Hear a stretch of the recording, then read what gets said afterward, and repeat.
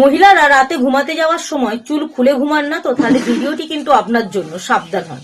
কারণ বেশ কয়েকটি কাজ যদি আমরা চুল খোলা অবস্থায় করি, বেশ কয়েকটি স্থানে যদি আমরা চুল খোলা অবস্থায় যাই, এবং এই সপ্তাহে 3টে দিন যদি চুল কাটি অত্যন্ত অশুভ বলে মনে করা হয়, তবে কিন্তু চুল ধোয়া সপ্তাহ 4টে দিন অত্যন্ত শুভ বলে মনে করা হয়। কোন 4টে দিন চুল ধোয়া শুভ, কোন সপ্তাহে 4টে দিন চুল কাটা নিষিদ্ধ, তার সাথে কিন্তু মাথায় রাখা দরকার কোন 3টি স্থানে ভুল করেও চুল খোলা অবস্থায় যাবেন না, এবং কোন 4টি কাজ চুল খুলে রেখে করবেন না।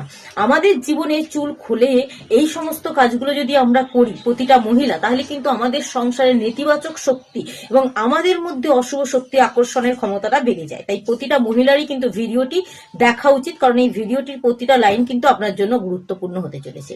অনেকে দেখবে রাতে ঘুমাতে যাওয়ার সময় চুল খোলা অবস্থায় ঘুমায়, কিন্তু বাড়ির মহিলারা যখন একা ঘুমাবেন ভুল করেও চুল খোলা অবস্থায় ঘুমাবেন না।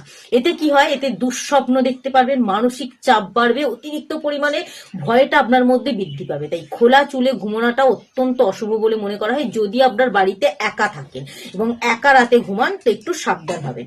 তাছাড়া অনেকে দেখবেন সন্ধ্যার পর পূজা অর্চনা করছে, ধুনো দিচ্ছে, ধূপ জ্বালছে, প্রদীপ জ্বালছে, খোলা চুলে কিন্তু এই কাজগুলো করছে।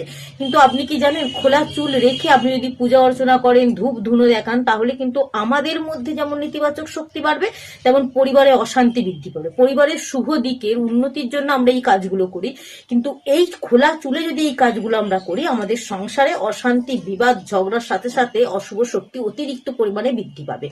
অনেকে ঝাড়ু দেওয়ার সময়, ঘর পরিষ্কার করার সময়, ঘর মোছার সময় চুল খোলা অবস্থায় করে, অনেকেই করে। কিন্তু ঘর যখন আপনি পরিষ্কার করবেন, ঘর যখন আপনি ঝাড়াঝুড়ি করবেন, ঘর যখন আপনি ঝাড়ু দেবেন, ভুল করেও খোলা চুলে কাজগুলো করবেন না। এগুলো অত্যন্ত অশুভ বলে মনে করা হয়।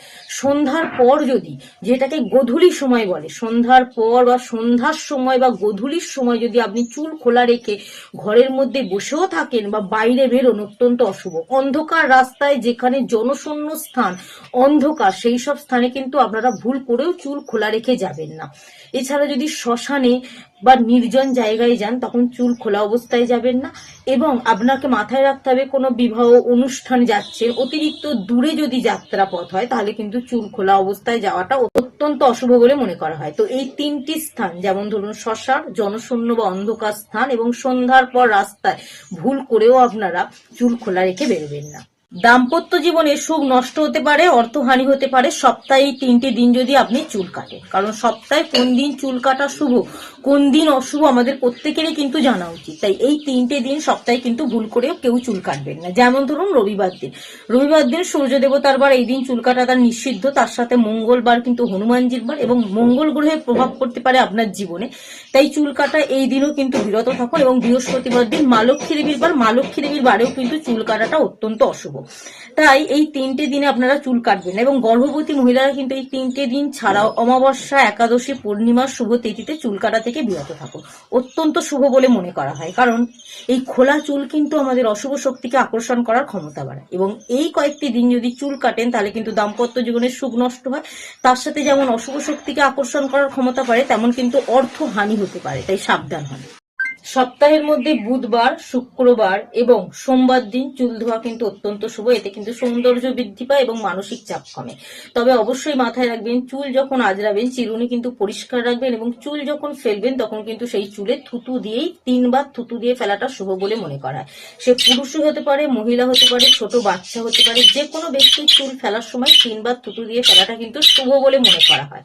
তবে আজকে কিন্তু রবিবার, ভগবান সূর্য দেবতার শুভ সংখ্যা হচ্ছে 1। সংখ্যাটি কিন্তু কমেন্ট বক্সে 3বার লিখে যেতে ভুলবেন না। যদি মনে হয় ভিডিওটা থেকে কিছু শিখতে পারলেন, ভিডিওটা প্রচুর পরিমাণে শেয়ার করুন, যাতে এই ভুলগুলো প্রতিটা মহিলা করা থেকে সাবধান হয়।